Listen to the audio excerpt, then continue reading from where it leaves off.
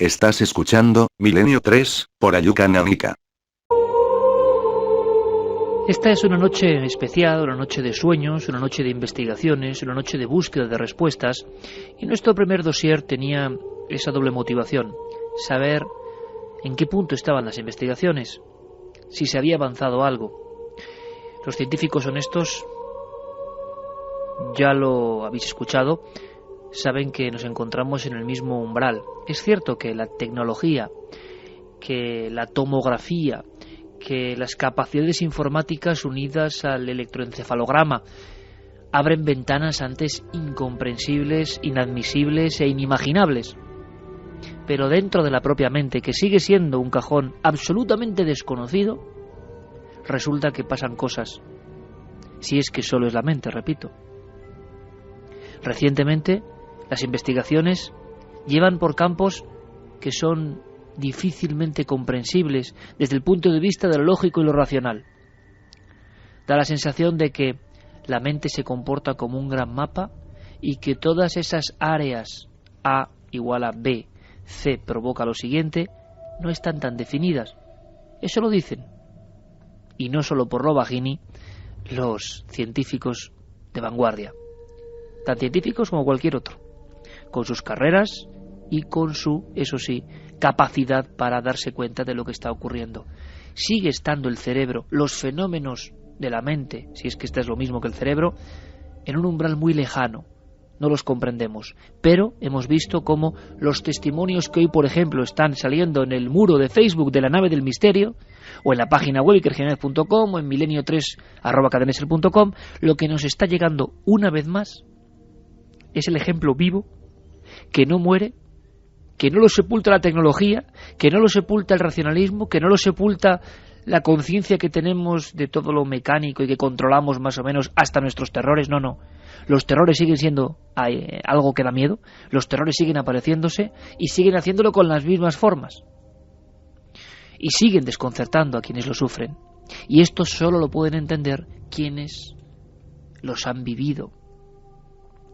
Recuerdo en un inicio, cuando estábamos en mantillas en este asunto hace unos 25 años, en el tema de las apariciones dentro, por ejemplo, del dormitorio, que muchos investigadores, por ejemplo, de la ufología, llevaban a las cosas sardinas, es decir, relacionaban los hechos. Un caso impresionante, por ejemplo, en Santander, en la provincia, entonces de Santander, hoy en Cantabria, en la comunidad autónoma, una persona que se despierta, le falta la respiración, notas se queda en la garganta, angustia, oye un zumbido. Está junto a su esposa, se despierta, mira hacia la pared, lisa, vacía, sin televisión, sin nada, hablamos de final de los 70, y descubre una figura que le aterra porque es tan alta que tiene que encorvarse ligeramente para observar. Su espalda, con la cabeza más baja, como quien está espiando, roza con el techo y está ahí. La sensación que tiene este hombre, que tendrá durante toda la vida, es que se ha despertado destiempo, que eso estaba ahí mirando fijo durante horas y que no estaba en el guión despertarse en ese momento. Él lo hizo gracias a ese zumbido, esa alarma, y entonces contempló algo que ni siquiera cabía en sus parámetros mentales. Después soñó con esa figura. Viajante de comercio en algunos hoteles, en la soledad de la habitación, a veces con la puerta abierta del baño y viendo el reflejo de esa figura, pero él sabía que era un sueño. Él sabía que eso era el producto de un terror. Él sabía que en su cerebro se habían registrado una serie de elementos incomprensibles y que llevan a estar ahí para siempre. Pero también él sabía, y esto es lo importante, que no tenía nada que ver toda esa retahíla de visiones, recuerdos, sugestiones con la primera vez. La primera vez él sabía que era una profunda verdad, que estaba ahí, por algún motivo, mirándole.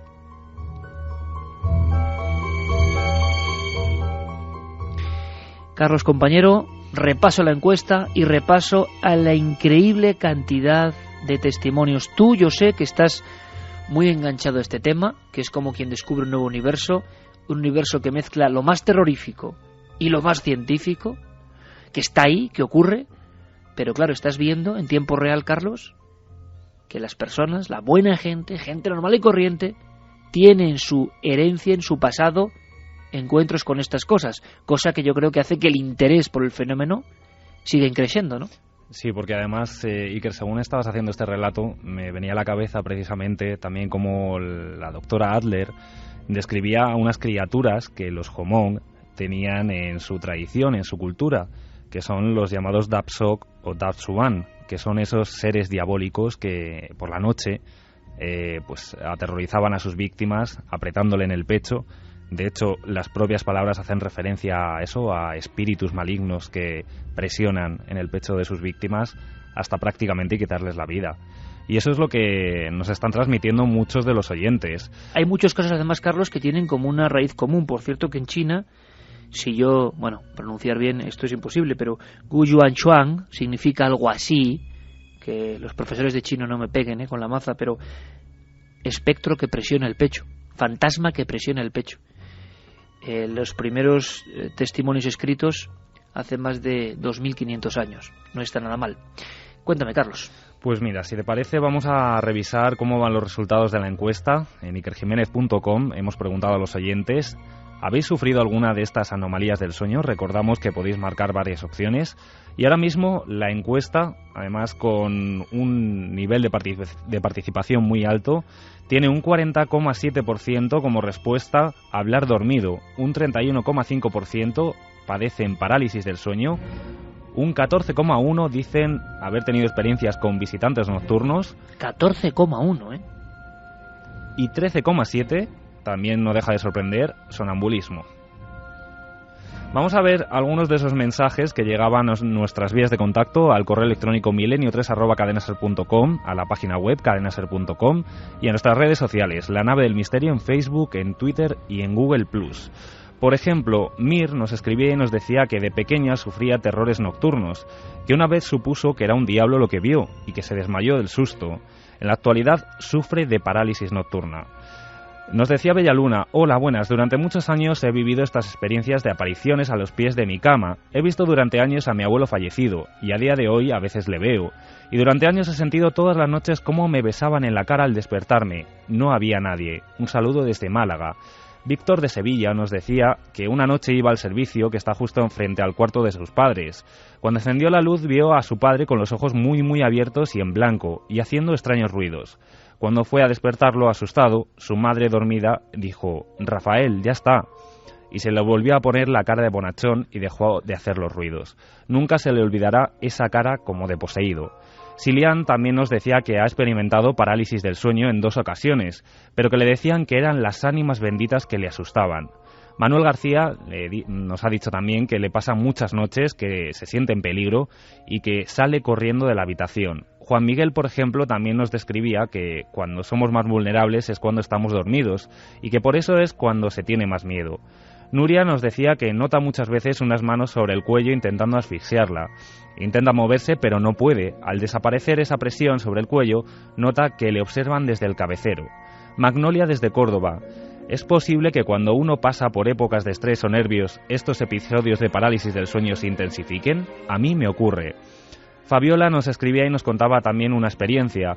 Hola, buenas noches. Tengo un primo pequeñito de 7 años que desde hace 3 años va de psicólogo en psicólogo porque está empeñado en que el señor de la lata le tira de las sábanas. Empezó con 5 años a decir que una noche oyó un ruido como de unas latas al caer, un sonido metálico. Desde entonces dice que a los pies de la cama un señor le tira de las sábanas y sus padres están muy preocupados. Decidieron llevarle a unos especialistas y estos alegan que son sueños, pero el niño sigue sin poder dormir solo y apenas con oscuridad. Rocío nos contaba que tiene un sobrino que desde que tenía los 5 años sufre también pánicos nocturnos. El solo verlo da miedo, él vive realmente lo que está viendo y lo dice, luego cuando se despierta. Álvaro de la Nava: a mí me pasó, una noche me desperté y no podía moverme, solo sentía que algo estaba sentado en mi cama. Toñi Bepa decía que también quedarte totalmente fría y en pleno mes de agosto en Córdoba de madrugada, completamente inmóvil y sentir el frío flotando sobre ella, oír golpes rítmicos aproximadamente 1 hora, no poder abrir la boca para pedir ayuda y al día siguiente estar completamente débil. ¿Qué pudo ser?, nos pregunta. Ahí está una clave importante, otra más, otro de los elementos que vienen especificados en esos tochos de investigaciones psicológicas, psiquiátricas y médicas, por supuesto. Lo de gritar y no poder gritar. Nuestra laringe, de alguna forma, nuestra boca quiere hacerlo, pero el grito no sale. Estoy seguro que ahora muchos amigos están diciendo, sí, oiga, eso me pasó a mí. En fin, vamos a cambiar de inmediato de ritmo y de rumbo, pero en el fondo estamos viendo que se repite esa constante. ¿Y por qué la repito yo tanto? Pues porque quiero que se diga, y porque nuestra misión y nuestra función es por lo menos ser una astilla en ocasiones ante lo establecido, ante el cloroformo global. Creemos que tenemos de todo, que resolvemos todo, pero hay, amigo, cuando nos vamos dentro del bosque, lo dice el buen amigo antropólogo Cardero, cuando el hombre con sus dispositivos electrónicos, su conciencia de dueño de la realidad, entra a 150 metros en el bosque y está en la oscuridad del bosque de verdad, se acabó toda la pátina que tenemos y volvemos a los terrores y a ser eso, simplemente lo que somos, hombres en mitad de un mundo lleno de cosas desconocidas. Cuando dormimos, lo ha dicho un oyente, estamos vulnerables, pero es que esa vulnerabilidad es la realidad en la vida, esa vulnerabilidad de quien vive sin saber todo lo que pasa alrededor, que creemos que lo sabemos, que todo está bajo control. Bueno, allá cada cual. Y bajo control se ha hablado de la red, bajo controles diferentes y extraños. Se ha hablado de batallas cibernéticas. Yo no sé casi nada, de verdad. Soy un hombre del Paleolítico perdido en el siglo XXI y quiero que mis amigos, los que sí saben, me lo cuenten. Noel Calero, vamos hacia los mundos de la conspiración.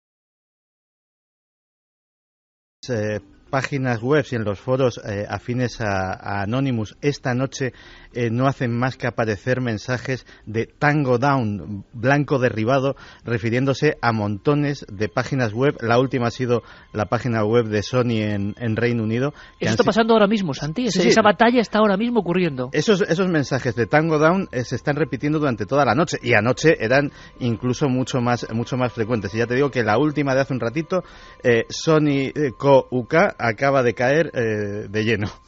Madre mía, y entonces, bueno, es que es tan gráfico. ¿Por qué se ha llegado a esto?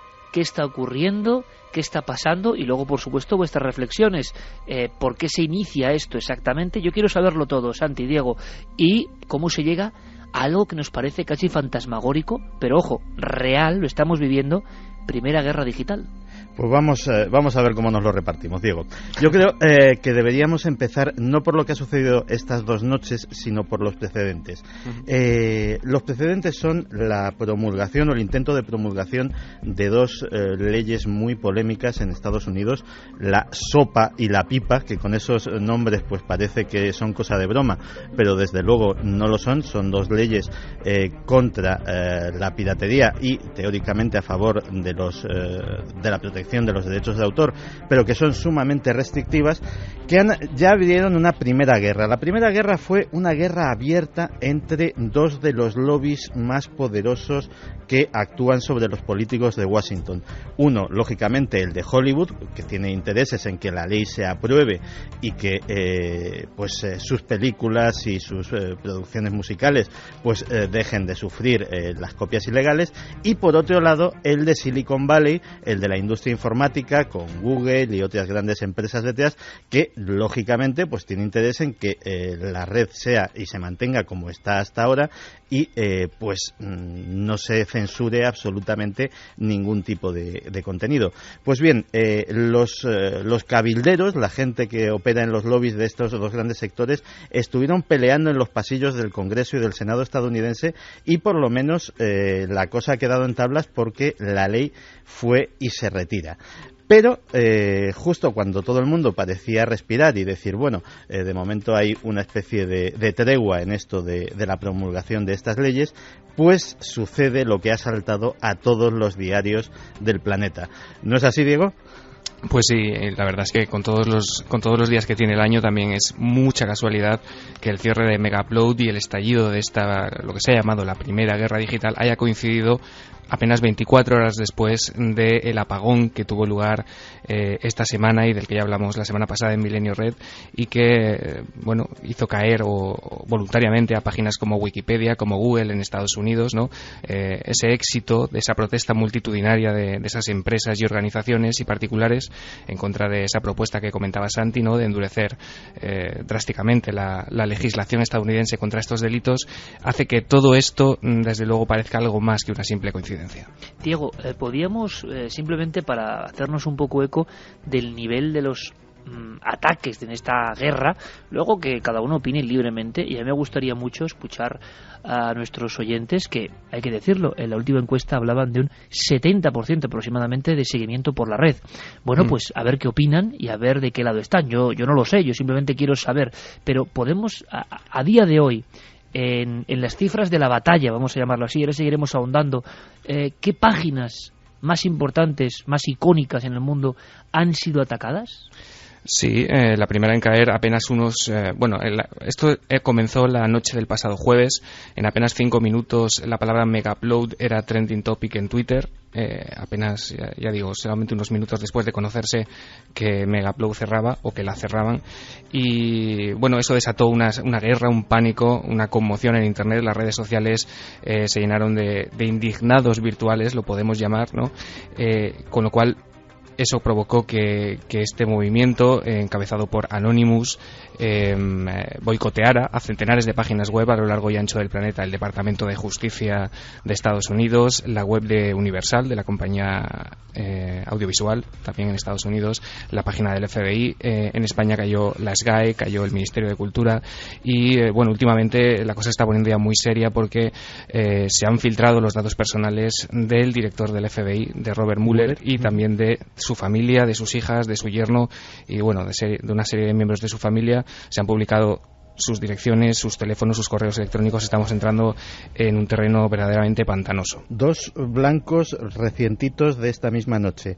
También ha caído la página de la multinacional Monsanto, que se dedica a temas de ingeniería biológica, de patentes de semillas y todo este tipo de cosas. De esa has hablado tú mucho, Santi. Efectivamente. Y ha caído, y además de manera muy sonora, la página de Justin Bieber, que Bueno. todos sus usuarios, con todas sus claves y todos sus datos, han sido publicados, y vamos, los tengo delante ahora mismo, y estas son 2 caídas de esta misma noche. La detención también de la cúpula de Megaupload fue algo sonado, fue ni más ni menos que en Nueva Zelanda, donde un curioso y pintoresco personaje, King.com, recibió a la policía atrincherado en la habitación del pánico de su enorme mansión, y con una escopeta. Lo consiguieron sacar sin violencia después de unas negociaciones. Y la verdad es que la escalada bélica, cogiendo digamos el símil, está siendo enorme. De hecho, he recibido a petición mía, pues de gente bien informada, que sabes que conozco al otro lado del charco, un correo en el que me decían, a título entre de rumor y extraoficial, pero os aseguro que bastante fiable, que por ejemplo el comando de ciberguerra del ejército estadounidense ahora mismo, con todo este asunto, está en máxima alerta. Es decir, se esperan cualquier cosa. Hombre, pero es que es normal, Santi, y no sé qué opinarás, Diego, porque yo lo que quiero es con vuestras opiniones que nos enteremos. Y escuchamos ahora, Carlos, al público, por supuesto, que es soberano, porque yo no sé qué pensar.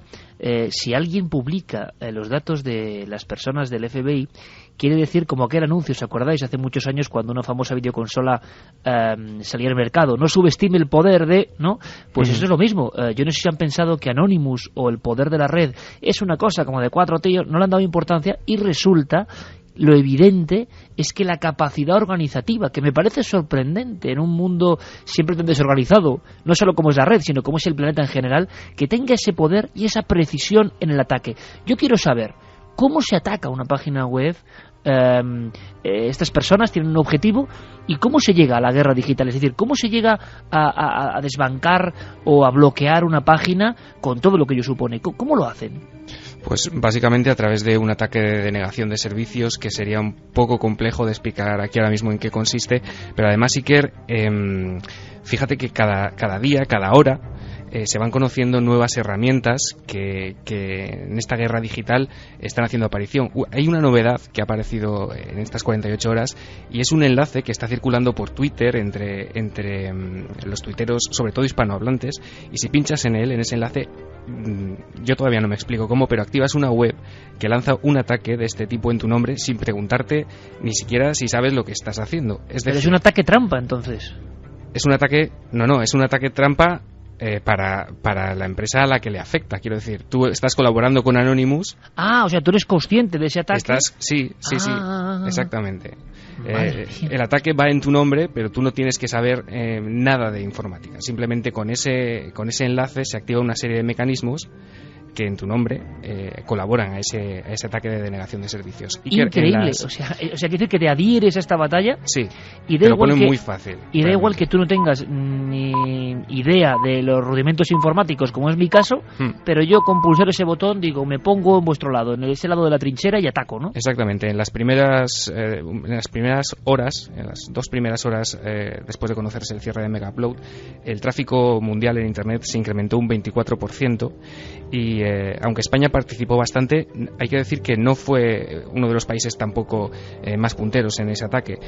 Se nombra a Italia, a Grecia y a zonas de Centro Europa y de Europa del Este como las zonas que se unieron con más intensidad a esa serie de ataques contra estas webs. Qué interesante, es que incluso, Santi, permíteme, hay un estudio sociológico, y no me extraña ahora empiezo a entender vuestros titulares. Estamos viviendo algo que nunca se ha vivido. Estamos viviendo una guerra sin armas, sin misiles, pero una guerra de la información, y encima tenemos ya la propia herramienta poderosísima, y hay que decirlo, mágica a estos niveles de Internet, está generando una serie de informaciones sobre quién se está digamos, implicando más. Ahora iremos a por qué han cerrado esa página y qué hay de fondo. Pero cuéntame, Santi. No, te decía que desde los ambientes de Anonymous, además, lo que se está dejando muy claro es que, digamos, que esos ataques de denegación de servicio, esas páginas que, digámoslo así, se echan abajo casi por la fuerza bruta, es un asunto que se le está dejando a, por decirlo gráficamente, a la infantería, digamos, a la gente que se está apuntando, pues, de una forma sin muchos conocimientos, pero que quiere colaborar en el tema, y que también por seguir usando el símil, los oficiales a día de hoy se están ocupando, la gente que ya son hackers con conocimientos, etcétera, etcétera, se están dedicando a blancos grandes y sonoros que empezarán a verse en los próximos días, que no pueden ser, digamos, cosa de una noche, sino que son operaciones que van a llevar una gran preparación y que serán muy sonadas, según anuncian en los medios de comunicación, pues durante esta próxima semana. ¿Podemos resumir rápidamente entre estos dos figuras del mundo de la red y que están haciendo que yo me entere, cosa que les agradezco, pero sobre todo que le agradezca al público? ¿Por qué cierran esa página en concreto? El poder que tiene esa página, yo reconozco que no soy usuario de descargas en este aspecto, pero ahora iremos un poco más al meollo y cada uno que opine libremente lo que quiera. Pero ¿por qué la cierran en ese momento? Porque yo he leído todo tipo de cosas en cuanto a la persona peculiar que lleva todo el sistema y que se había forrado. Es todo un amigo de Santi, ¿eh? Sí, es un amigo de Santi. Kim.com tiene, aparte de un historial delictivo de un tamaño bastante regular, tenía, digámoslo así, ese afán de protagonismo y de exhibicionismo que tenía en su momento, yo que sé, Al Capone. O sea, era un personaje que no hacía ningún tipo de ocultación de su inmensa fortuna, de su cantidad de coches de lujo, entre ellos pues un Rolls Royce de coleccionista, un Cadillac del 59, todos con matrículas tan gráficas como culpable o mafia o etcétera, etcétera. Y que la verdad es un personaje que tiene una biografía apasionante. La importancia de Megaupload es que era la web de descargas y para compartir ficheros más importante del mundo. Agárrate con el dato: el 4% del tráfico de Internet pasaba por Megaupload. Es decir, estamos hablando de una cantidad de datos diarios brutales. ¿Y lo había montado eso este tipo? Lo había montado él con unos colaboradores que han sido detenidos en su mayoría, y pues la verdad es que prácticamente todas las o casi todas las páginas desde la que te podías enlazar para bajarte series, bajarte discos, bajarte películas, etcétera, etcétera, estaban alojados esos ficheros en Megaupload, con lo cual el tráfico que generaba era inmenso.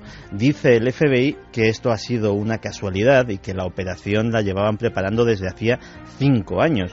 Pero la verdad, como muy bien dice Diego, la casualidad con la echada atrás de la ley SOPA, pues es como poco llamativa. Están informándonos en tiempo real, porque esto es así, de que algunas de las páginas, como la de Sony, funcionaban o funcionará bien. Imagino que, claro, ahora mismo hay informáticos a un lado y a otro, recomponiendo, derribando, recomponiendo, derribando. Es una guerra.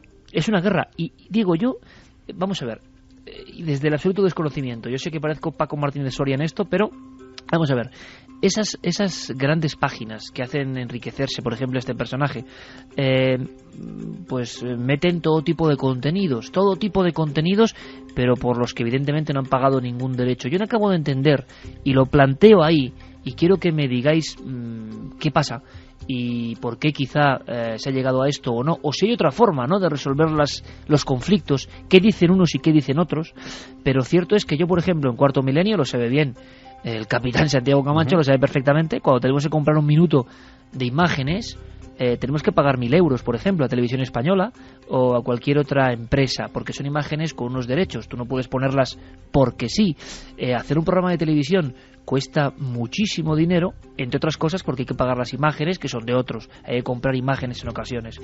Y entonces, todo el material que nosotros hacemos, por ejemplo, que yo lo sé, y tiene un lado bueno, es el de la difusión constante y universal, cierto es, pero es extraño que haga rico a una sola persona. Hay un conflicto extraño, ¿no? E imagino que eso es lo que ha atacado el gobierno estadounidense y, por otro lado, muchas personas en la red que defienden el hecho de que haya este tipo de webs. Ese es un poco, esas son las dos posturas de la batalla, ¿no? Sí, efectivamente. Además, digámoslo así, ahora mismo hay millones de internautas que se sienten perjudicados, no por que no puedan bajarse sus series o sus películas, sino porque al ser un lugar donde se alojaban ficheros, pues tenían ficheros personales suyos allí que no tenían nada de ilegal. ¿Y los han perdido? Claro, los han perdido, o tendrán, cosa bastante difícil, que litigar con el gobierno estadounidense para recuperarlos. También es cierto que se comentaba que hay ahora mismo unos cuantos miles de personas que están muy asustados con si el FBI va a tener acceso a lo que hay dentro de los servidores de Megaupload, porque efectivamente pues había películas, había vídeos, había todo tipo de cosas, había información personal de gente, incluso de empresas que utilizaban este sistema como copia de seguridad. Es decir, había muchísimos ficheros legales, pero también había material comprometedor y podía haber desde material abiertamente ilegal, como podía ser pornografía infantil, probablemente información íntima de personajes, quién sabe si incluso célebres, y información corporativa que en malas manos pues también podría causar graves daños, con lo cual hay abierta ahora mismo otra polémica grande, que es, vale, el FBI ha cerrado, ha intervenido en Megaupload. De hecho, ahora mismo, si quieres entrar en la página web de Megaupload, te encuentras con lo tengo delante, con un cartel del FBI diciendo exactamente los cargos, que son además bastante asociación para infringir los derechos de copyright, lavado de dinero, asociación criminal, etcétera, etcétera. Al bueno de .com le pueden caer 50 años si le consiguen endosar todos estos cargos. Sí, las penas las penas son más graves que los que te pueden achacar por un robo a mano armada. Uh-huh. Y la verdad es que si la polémica es esa, si el FBI va a tener, simplemente ha cerrado, ha tirado del enchufe, diciéndolo de una forma gráfica, o va a tener, o se va a atrever a echar un vistazo a lo que hay dentro de esos servidores, en cuyo caso podría haber mucha gente en apuros, y no precisamente por compartir la última de torrente. De todas formas, eso, Santi, va a ser... Es posible, pero va a ser un poco complicado si tenemos en cuenta que Megaupload aglutinaba 180 millones de usuarios, 50 millones de visitas diarias, y que tenía 25 petabytes de datos, que se dice pronto. O sea, imagínate echar un vistazo a eso en unos 1000 servidores. Es un poco complicado, y en ese sentido no sé qué será mejor. Pero es curioso, Diego, este tipo tan peculiar, lo habéis definido perfectamente, el retrato robot, se ven imágenes de él, tan, excéntrico, ¿no?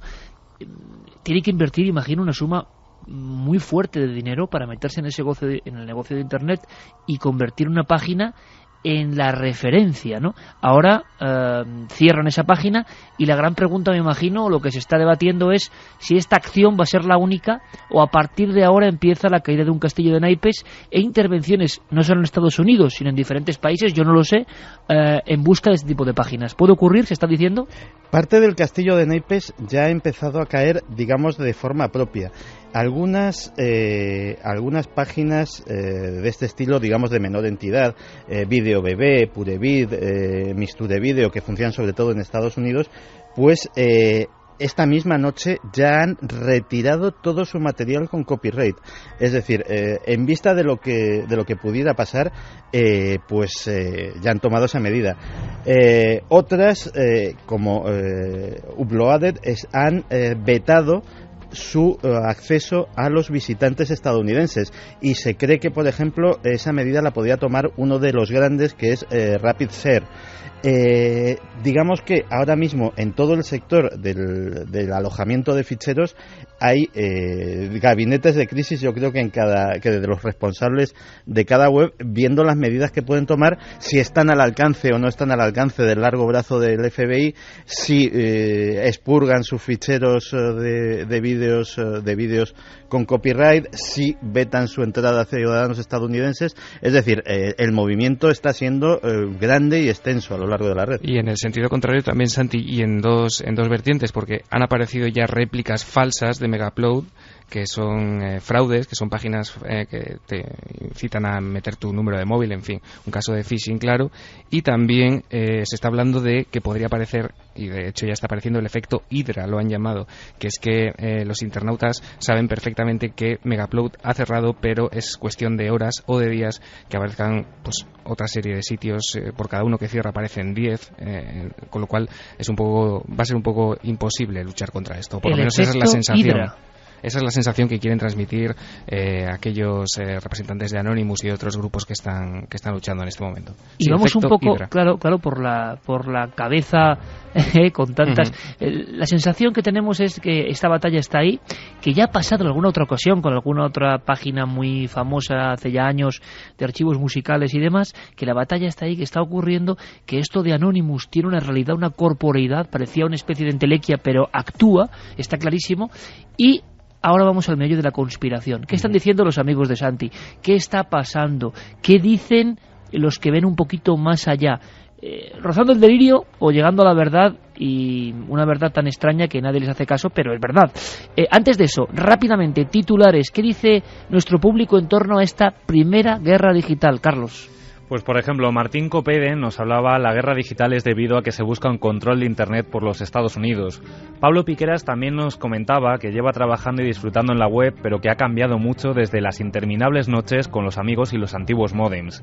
Óscar nos decía: lo de Megaupload creo que ha sido ya la chispa. A muchos usuarios nos han fastidiado, con perdón, y vivos. Ahora, ¿quién nos devuelve el dinero invertido ahí? Pedro Javier también comentaba que comienza la guerra en la red, impactante tema el que comienza ahora con este programa tan interesante. Iván García: y lo de que Anonymous sabe la información de la que dispone debe ser brutal. Guiomar también comentaba: Megaupload ha sido una brillante idea y por ello los creadores ganaban dinero y ellos no subían los contenidos, los subían los usuarios. David, por ejemplo, también decía que Megavideo y Megaupload tienen más de 150 millones de usuarios. Cierto. Kenzo Kai: a mí me escama que hagan algo tan descarado sin esperar consecuencias. Es como si fuera posta o para desviar la atención. Miguel también nos recordaba que hay un tema extra, porque el FBI puede defender intereses del capital y el mundo está lleno de auténticos criminales que quedan impunes. Matías comentaba también que en estas fechas no será una provocación de parte de Estados Unidos para provocar justamente un ataque de hackers y así justificar una intervención legal de la Internet. Sí, eso es, claro, esa es la clave, lo voy a decir ahora mismo, Santi. Ese mensaje encierra, para bien o para mal, todas las claves de la conspiranoia. ¿Qué se está diciendo en tiempo real, Santi? Pues básicamente todo lo que nos ha dicho Carlos. Hay tres, en el mundo, digamos, de la conspiración, hay tres líneas de opinión sobre este tema.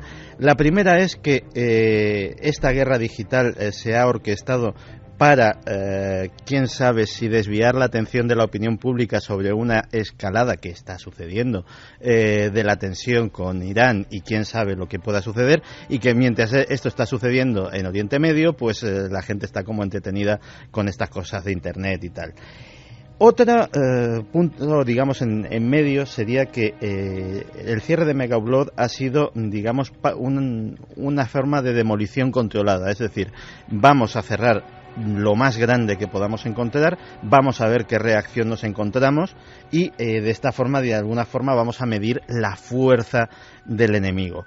Pero los más suspicaces, que siempre los hay, sospechan de una cosa que ya hemos hablado aquí alguna vez, de una operación de bandera falsa.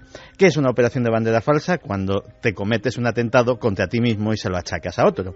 Pues bien, el argumento sería el siguiente: se cierra Megaupload, con lo que se provoca a Anonymous a que cometa una serie de acciones graves. Si son lo suficientemente graves, pues eso justifica no solamente la promulgación de la ley SOPA, sino probablemente la promulgación de leyes mucho más duras y mucho más restrictivas, con el argumento de la seguridad nacional, e incluso acusar de ciberterrorismo. Ya ha habido algunos detenidos en Estados Unidos en fechas anteriores con otros asuntos en el entorno de Anonymous. O incluso, si no, Anonymous no llega tan lejos como para atentar contra una infraestructura importante, hackear un centro de poder grande como pueda ser la NASA, una torre de control aéreo, etcétera, etcétera, pues directamente hacerlo ellos mismos, achacarle la acción a Anonymous y tomar todo ese tipo de medidas graves. Eso, digamos, que son las opiniones de los más suspicaces dentro de la red. Diego, y a nivel de España, ¿se puede medir el eco? Tú que eres un hombre que conoces perfectamente todos los resortes de la red, yo no sé, el usuario medio, vamos a llamarlo así, el prototipo, ¿qué opina, qué dice? ¿Se alinea clarísimamente a favor de la libertad o de Anonymous o hay personas que comprenden también, porque se está hablando del enorme daño a amplias áreas culturales, ¿no? que lo estamos viendo a raíz de esta capacidad de muchas páginas sin ningún tipo de derechos que han enriquecido a algunas personas. ¿Cómo está, si tú tienes el termómetro, el patio en nuestro país? Bueno, yo creo que sí, que la mayoría de la gente se alinea en torno a la libertad en Internet, pero también, por lo que he podido leer, se tiene claro que nuestro amigo Kid.com tampoco era un santo. Creo que todo el mundo sabe perfectamente o puede intuir por las imágenes, además, que se han encargado de divulgar estos días, quién estaba al frente de esa compañía. Y bueno, la mayoría de las quejas en España y en el resto del mundo es ante la posibilidad de cómo poder recuperar los archivos personales que estaban subidos en la nube, esos archivos que no estaban sometidos a ninguna ley de propiedad intelectual y que, bueno, por otro lado, en las condiciones de servicio de Megaupload quedaba claro que la propia página recomendaba no usarlo como el único método de copia de seguridad, ya que ellos se eximían de responsabilidad y se mencionaba explícitamente que todo lo que allí estaba subido podía desaparecer de un plumazo sin previo aviso. Seguiremos muy atentos a todas las señales. Yo no sé si podéis hacer un poco de guerra profética y intuir o contarnos, como habéis hecho en un principio, de forma magistral en un titular, qué podemos vivir en las siguientes horas. ¿Hay señales, hay indicios, hay pálpito de hacia dónde puede ir todo esto, Diego, Santi? Hombre, la verdadera fuerza de Anonymous yo creo que se verá en el próximo mes de marzo. En el mes de marzo Anonymous ha convocado una acción que denominan el Marzo Negro.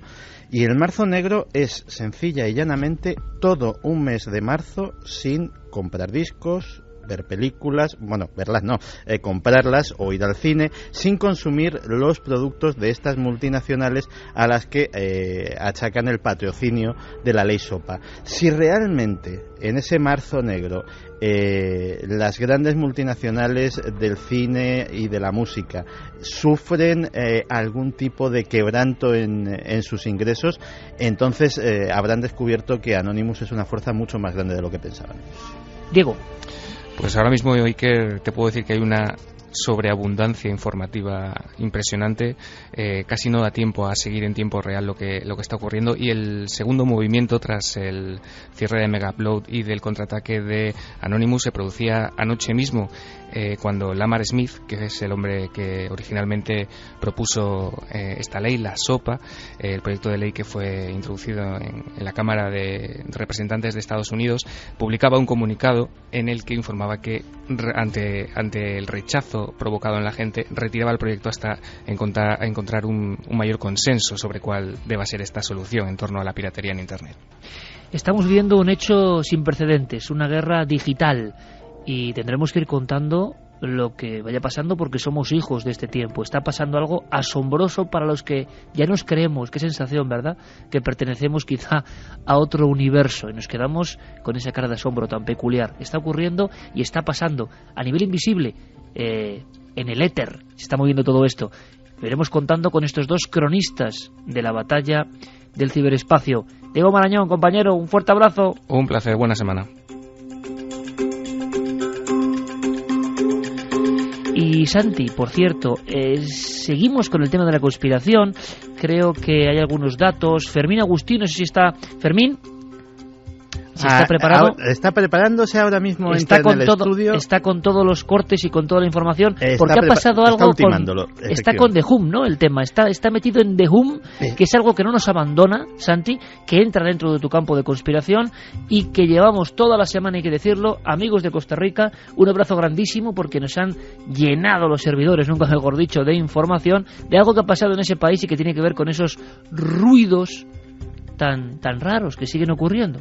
Pues sí, Fermín nos va a contar lo que ha ocurrido en Costa Rica, ya está de hecho con los cascos puestos, pero déjame que te cuente una cosa al respecto que es fascinante, porque efectivamente hemos profundizado en el caso de Costa Rica, pero en lo que llevamos de 2012, que todavía no hemos terminado del mes de enero, esos extraños sonidos en el cielo, esos extraños zumbidos, ya se han oído no solo en Costa Rica, sino en Nueva Zelanda, en Canadá, en Budapest, en Sicilia. Es decir, estamos teniendo, como hubo en el verano pasado, una nueva oleada de sonidos extraños en el cielo. ese sonido que es un fenómeno nuevo. Fermín, buenas noches, compañero. Hola, Iker, buenas noches. Un montón de información que nos llegaba de Costa Rica. Tú estabas recogiéndolo durante toda la semana, gente muy diferente, oyentes la mayoría, y lo agradecemos, hablando de ese fenómeno repetido, ¿no? Sí, es un fenómeno que sucede en Costa Rica, sobre todo en San José, en la madrugada del domingo 8 de enero, allá por las 11 más o menos. Y bueno, es oído prácticamente en todo el país, sobre todo en el sur, por eso extraña mucho tanto a nuestros oyentes que nos han escrito como a las autoridades de allá, porque bueno, se daban varias hipótesis y han tenido que descartar todas, sobre todo por la lejanía, ¿no?, a la distancia que ha recorrido el sonido. Claro, o sea, algo muy potente, un emisor muy potente, y ha debido pasar como con esos otros sonidos célebres de algunos puntos de Rusia y demás. Creo que ha recogido declaraciones y que podemos escuchar algún documento. Sí, vamos a escuchar las declaraciones de los oyentes en la que explican lo que han oído y las hipótesis que creen que puede haber sido. Los sonidos los escuchamos acá en Costa Rica, en la comunidad de Tibás, aproximadamente alrededor de las 11 de la noche. Se oían como, aquí se le dice como retumbos o como explosiones que se oían en la lejanía.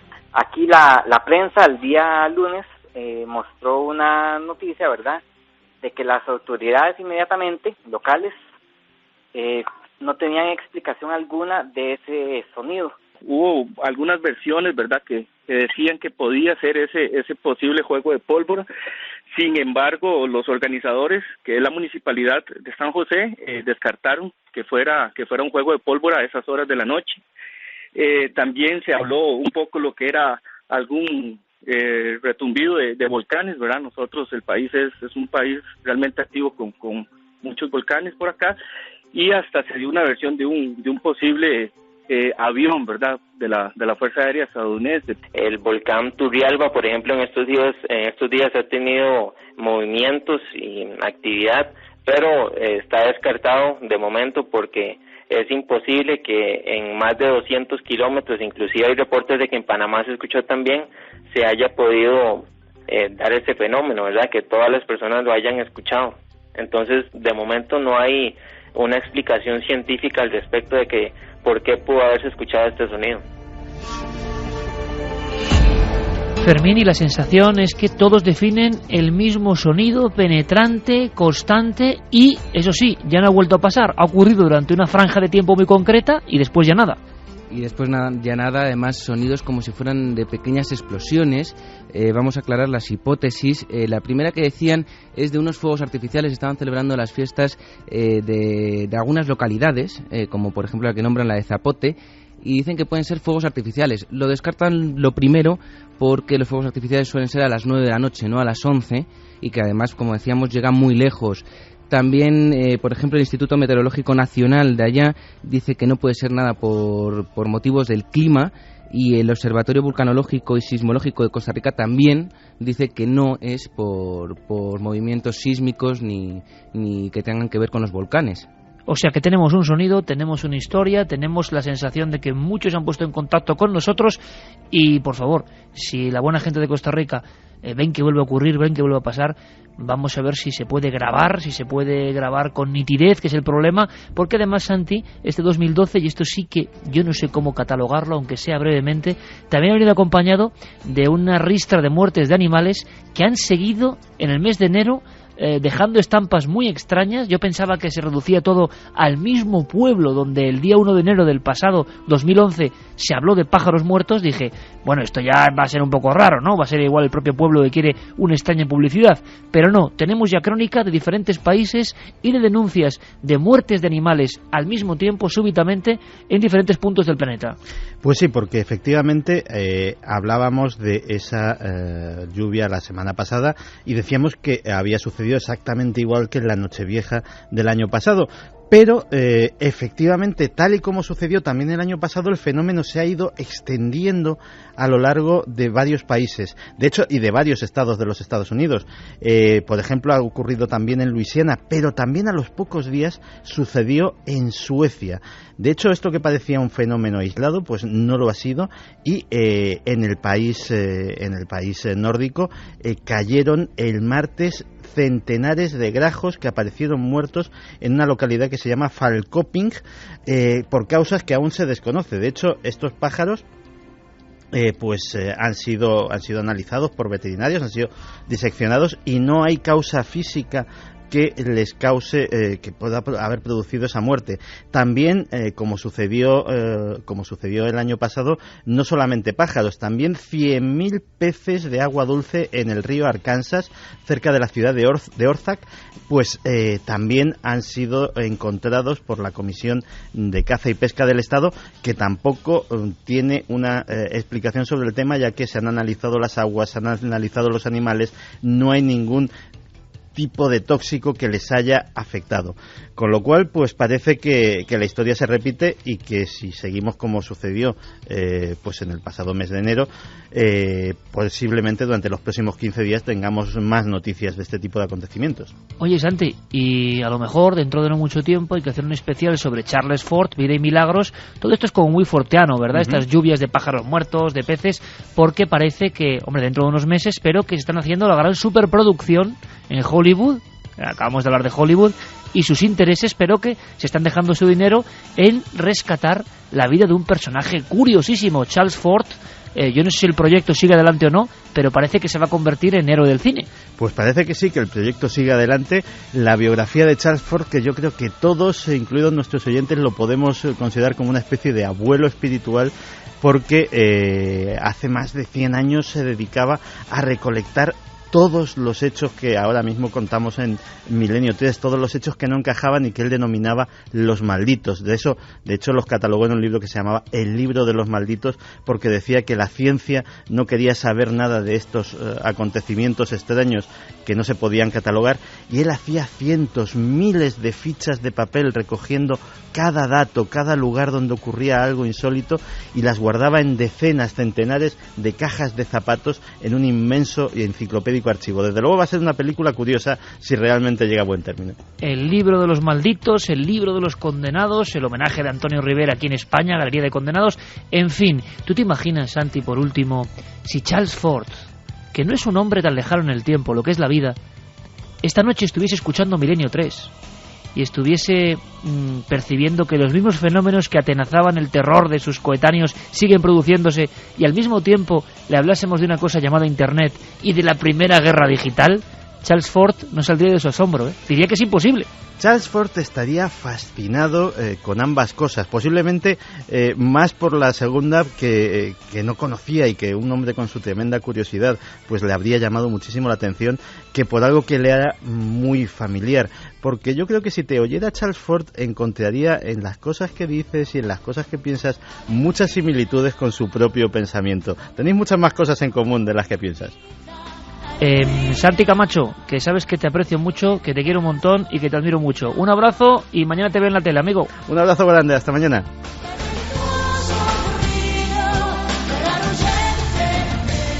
Y un poquito de alegría, Noel Calero, sí señor, para todo este equipo. Fermín Agustí, Carlos Largo, gran trabajo. Hemos disfrutado mucho nuestro programa de luces y sombras, sobre todo de luces, hasta en lo más profundo de la sombra. Claro que sí, ha sido un placer. En 7 días estamos aquí. Mañana, no nos dejéis, el Cuarto Milenio. Gracias por todo el afecto. Sed muy felices y luz para todos vosotros.